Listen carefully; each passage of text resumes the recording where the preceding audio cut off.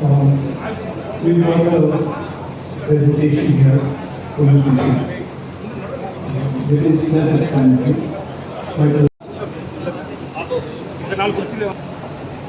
So for some time now, the public, based on a couple of points,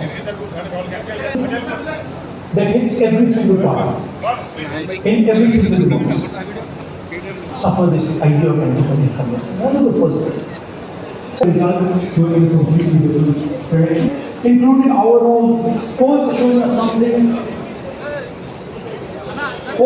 regular polls showing us something exciting. We noticed multiple Ladibhena, Pulwama, now Sindhu. So we saw this pattern, and then, of course, the most fundamental electronic voter machine is individual vote card. पूरा देश एक दिन vote करता है, पर आज के जमाने में यूपी में अलग अलग वोटिंग होती है. ये महीनों के लिए why is it taking so long and why is there choreography? Suddenly the Haryana and change. So this is what general public को suspicion थी, हमें भी suspicion थी. उसके बाद suspicion महाराष्ट्र के पहले हम स्टेट लेवल पर बता नहीं पा रहे थे कि इस suspicion difficult for us to come by. In Maharashtra and in Haryana we saw it right in our face. More voters added in 5 months than in 5 years. Caused us suspicion. More the entire population of Maharashtra. Again, very surprising fact. और लोकसभा में कुछ ही महीने पहले हमारा गठबंधन जीत. Very suspicious. And Maharashtra में we found at the state level that Lok Sabha में विधानसभा में 1 crore new voters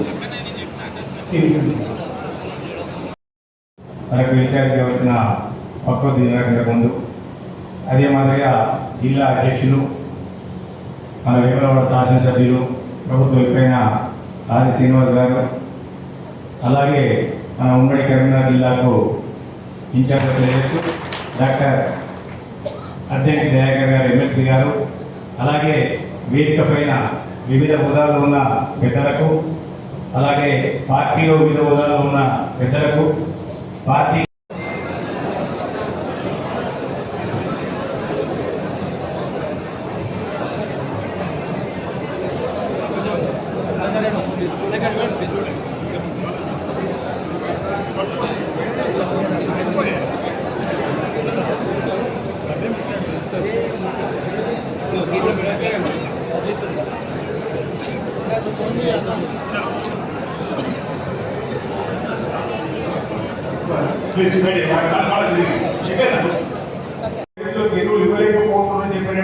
చెప్పినటువంటి మాటలో మనం ఈరోజు రైతుల పక్షాన్ని నిలబడేటువంటి ప్రభుత్వంగా ఈ ఖరీఫ్ సీజన్లో 9,80,000 మెట్రిక్ టన్నుల ఎరువులు అవసరం లేని చెప్పని మన తెలంగాణ రాష్ట్ర ప్రభుత్వ పక్షాన కేంద్రానికి ఇండియన్ పంపిన వేళ 9,80,000 మెట్రిక్ టన్నులు మనకు అవసరమైనటువంటి వేళ.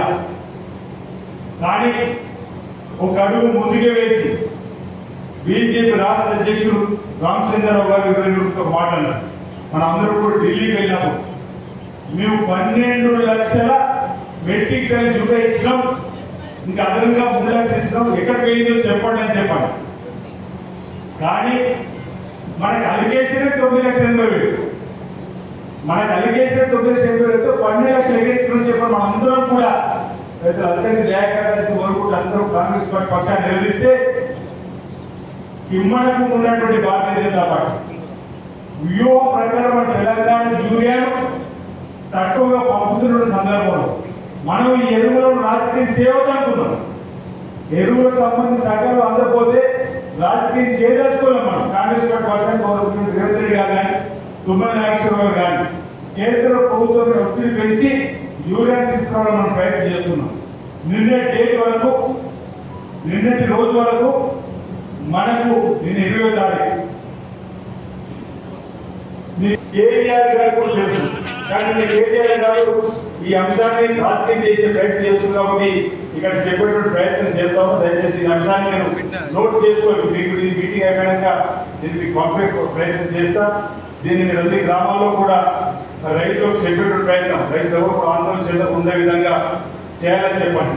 ఈరోజు ఖరీఫ్ ఈ 2025 సీజన్ ఇంతకు చెప్పి 9,80,000 మెట్రిక్ టన్నులు మనకు అవసరం ఉంటే నిన్న డేట్ ఆగస్టు 20 తారీఖు వరకు, నిన్న ఆగస్టు 20వ తారీఖు 2025 ఖరీఫ్ సీజన్ కు ఈ 9,80,000 మనకు అలికేషన్ ఇవ్వాల్సిన కేంద్రం 8,30,000 మెట్రిక్ టన్నుల ఎరువుల్ని నిన్నటి వరకు మనకి ఇవ్వాలి. కానీ మనకి ఇచ్చింది నిన్నటి వరకు సప్లై చేసింది 5,42,000 మెట్రిక్ టన్నులు మాత్రమే. అంటే లోటు ఎంతుంది, గ్యాప్ ఎంతుంది? 2,88,000 మెట్రిక్ టన్నుల యూరియాను ఢిల్లీ ప్రభుత్వం, భారతీయ జనతా పార్టీ ప్రభుత్వం మనకు పంపలేదు తెలంగాణకు. ఇది కక్ష సాధి పౌనా కాదని కేటీఆర్ గారు కేంద్ర ప్రభుత్వాన్ని ఎందుకు నిలదీయలేదని అంటారు. రాష్ట్ర ప్రభుత్వం నిలదీయడం కాదు, కేటీఆర్ గారు కేంద్ర ప్రభుత్వం నిలదీయమని చెప్తున్నా. 10 సంవత్సరాలుగా మీరు మంత్రిగా వెలుగబెట్టింది అధికారాన్ని. ఆ సమయంలో యూరియా కేంద్రం నుంచి వచ్చిందా, ఈ రాష్ట్ర ప్రభుత్వం తయారు చేసి ఇచ్చిందా? ఆనాడు కేంద్రం నుంచి వచ్చిన యూరియానే మీరు సప్లై చేసేటువంటి సందర్భం. మరి ఈ రోజు కేంద్రం నుంచి వచ్చి యూరియా సప్లై చేసే కార్యక్రమంలో గౌరవ ముఖ్యమంత్రి రేవంత్ రెడ్డి గారి నాయకత్వంలో, తుమ్మల నాగేశ్వర నాయకత్వంలో అన్ని ప్రాంతాలకు వచ్చిన సమంగా పంచేటువంటి కార్యక్రమం చేస్తుంటే రైతులలో ఉన్న ఆందోళన మీరు ఈ ప్రభుత్వాన్ని మద్దతు చెప్పి కేంద్ర ప్రభుత్వం తిట్టే ప్రయత్నం చేసి తొందరగా ఇవ్వని కోరాలి తప్ప ఈరోజు మమ్మల్ని మీరు విమర్శించే ప్రయత్నం చేస్తుంటే మీరు బీజేపీతో చేతులు కలిపినట్టే మాకు సందర్భంగా మరో మాట్లాడాడు. మాకు ఎవరైతే యూరియా ఇస్తారో వారికి మా మద్దతు, అంటే బీజేపీ మాట చెప్పాడు. అంటే నువ్వు బీజేపీకి మద్దతు చెప్తున్నట్టు చెప్పినట్టు కదా అంటున్నావు. అరే నువ్వు పద్ధతి ప్రకారం మా రాష్ట్రం రావాల్సిన ఎరువులు ఇస్తే మా రైతులు ఎందుకు ఆందోళన చేస్తున్నామని అంటున్నాను. అందుకే రైతుల పక్షాన మనం నిలబడేటువంటి రైతులు చేస్తున్నటువంటి సందర్భంలో మన పార్లమెంట్ సభ్యులు పార్లమెంట్ బయట లోపల మా తెలంగాణకి యూరియా ఇవ్వాలని చెప్పండి ఈరోజు ధర్నా నిరసన చేసే క్రమంలో పెద్దలు మన ప్రియాంక గాంధీ గారికి మద్దతు చెప్పారు. మరి భారతీయ జనతా పార్టీ సంబంధించిన పార్లమెంట్ సభ్యులు ఎక్కడ పోయినట్టు అడుగుతా ఉన్నాం. బీఆర్ఎస్ సంబంధించిన పార్లమెంట్ సభ్యులు రాజ్యసభలో ఎక్కడ పోయినట్టు అడుగుతున్నాం. కాబట్టి మన గ్రామాల్లో రైతులకు దయచేసి ఆందోళన పడమని చెప్పాలి.